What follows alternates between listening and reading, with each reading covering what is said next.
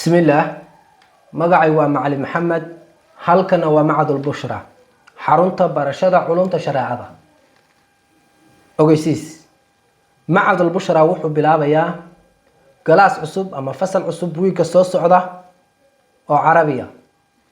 wuxuu ku ogeysiinayaa macad al-bushra meel kasto adduunka aad ka joogtay inuu wiiga soo socda insha Allah labada habeen talaadada iyo arbacada inuu bilaabayo galaas cusub oo carabiya laguna baran doono buugga ama kitaabka magaciisu yahay دروس اللغة العربية لغير ناطقين بها مدينة 1 مدينة 2 iyo مدينة 3.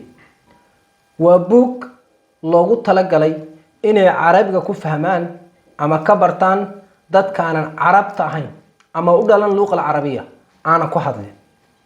waa buug ka caawinaya adigoonan ku hadli jirin qori jirin aqoonin carabiga in markaad barato aad ku hadasho aad qorto aad isticmaali karto ama ku hadli karto nooc kasta oo luqada carabiga ku saabsan.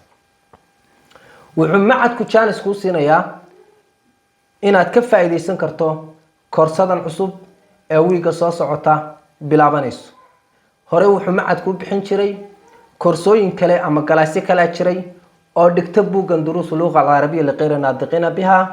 haddana wuxuu wiigan soo socda chance idin siinaya mar kale cid kasta oo danaynaysa in buuggan la dhigi doono ama la bilaabi doono wiiga soo socda biidnillaahi mawla. buuggan waxaa lagu dhigayaa aaladda loo yaqaan zoomka ayaa lagu dhigayaa ardaydana marka casharka loo akhrinayo xaraf xaraf ayaa loo tusayaa oo ay u arkayaan. casharka marka xiisada laga baxana casharka ay qaateen oo video ah oo diyaarsanayo hore loo diyaariyay ayay loo soo dirayaa oo telegramka group lagu sameynayo lagu soo dirayaa say mar labaad uga dhageystaan uga muraajacayaan.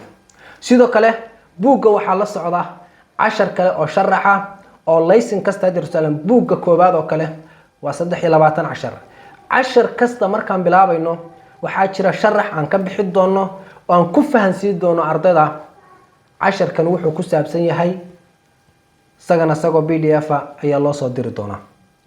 magacay waa macallim maxamed halkana waa macad al-bushra. ku soo dhawaada mar kasta iyo meel kasta aad joogtaan macad al-bushra.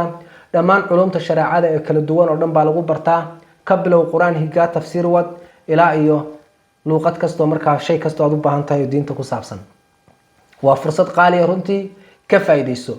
ogeysiiskani kuma socdo dadka jooga gudaha Soomaaliya.